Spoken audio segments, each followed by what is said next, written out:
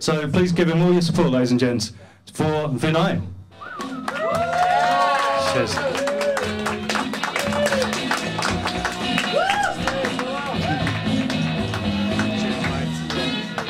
Thank you.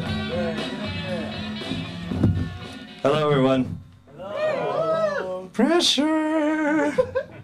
Okay, my cheat sheet. Sorry. So, how's everyone doing? Good. Good. That's great. Are you guys familiar with Georgia brand coffee? Yeah. They're purveyors of fine canned coffee throughout Japan, right? They have this one product, and I don't know if you're aware of it, but I guess they kind of wanted to like give it a cool English-sounding name. But the name they came up with is Depresso. I'm serious, I'm not making this up. This is an actual product. Georgia brand Depresso coffee. The canned coffee for today's post-bubble salaryman. Be sure to try our 2 new flavors, Dead-End Job Olay and Sexless Marriage Chino. I'll take the Sexless Marriage Chino. So, I grew up in America, and I know Japan's a different country, lots of cultural differences. I've been here for a while, so I take everything with a grain of salt. But there's just one question I have. What is the big problem with wearing short sleeves indoors during the winter?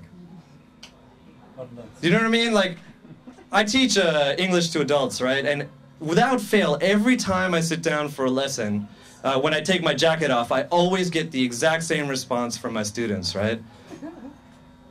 Eh? You are wearing half a sleeve.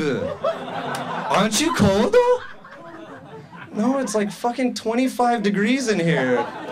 And to make matters worse, this is coming from a chick who, despite the fact that it's the middle of winter, is wearing a skirt that is so short that I'm pretty sure I could do an accurate sketch of the contours of her clitoris. Maybe not. I'm not that good of a drawer, but I bet that I could pick her crotch out from a police lineup if I had to. If that situation ever arises. You never know. A guy can dream.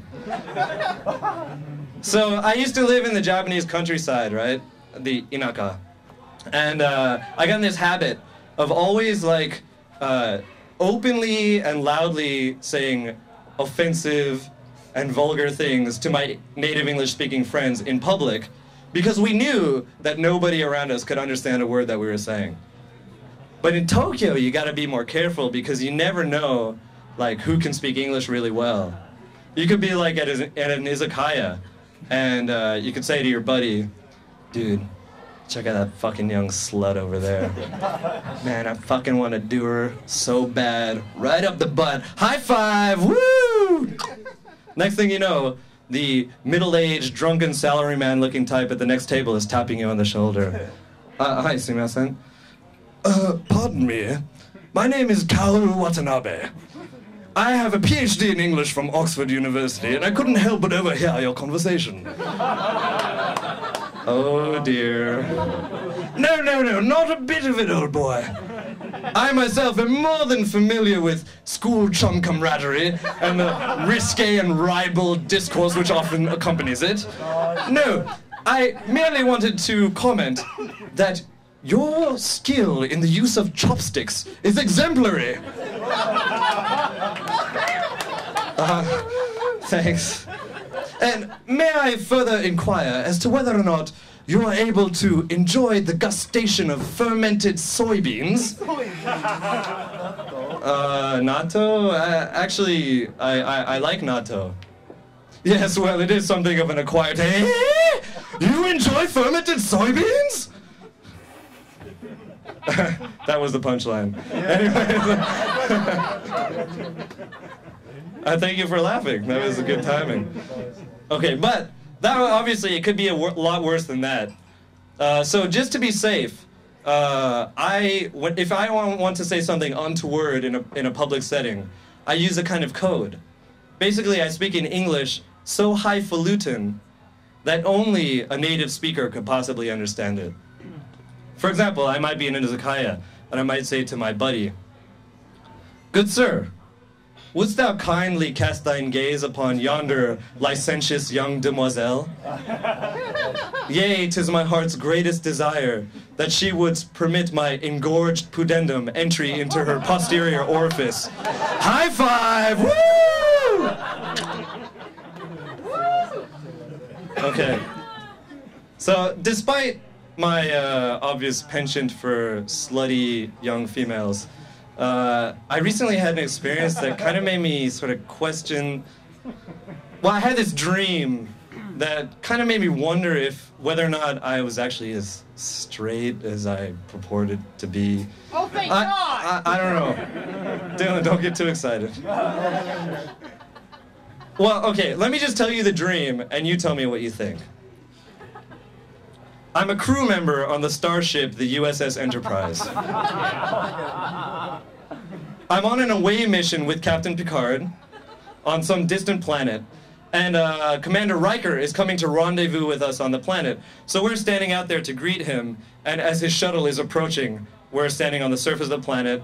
All of a sudden, something goes wrong, and Commander Riker's shuttle spins out of control, crash lands into the surface of the planet, and explodes, killing him. Naturally, Jean-Luc is very distraught.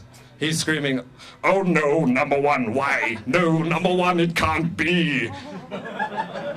And he turns to me for comfort. So I give him a hug and I pat him on the back, just like that. And that's it. That's the dream. But after I woke up and I thought about it, I realized that the whole time, Picard wasn't wearing a shirt. So I sat up in bed and I said, "Wow, that was a really weird dream."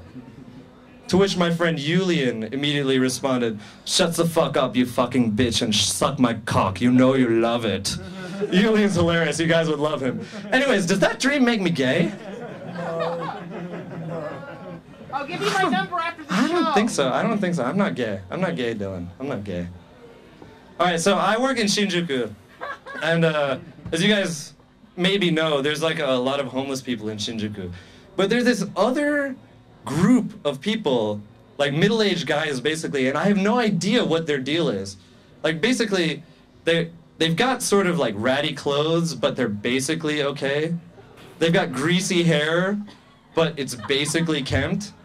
And yet, they sit on the sidewalk all day drinking sake, and every now and then they think it's somehow appropriate to pull their pants down and pee with their cocks facing the traffic for all to see, right? And I just have one message for these pseudo-transients. Quit fucking waffling. You're either with us or you're with the homeless. When the war comes, which side do you want to be on? I'm guessing the side that owns underwear and nail clippers. That's our side. Okay. Speaking of cocks, segue. You guys all know what people say about Japanese guys' penises, right? Come on, we all know the rumors. Well, I've been living here for a while. I've been to lots of onsens, and I've been around literally hundreds, if not thousands, of naked Japanese guys. So I can actually confirm for you today that the rumors are true. It's true what they say about Japanese guys' penises.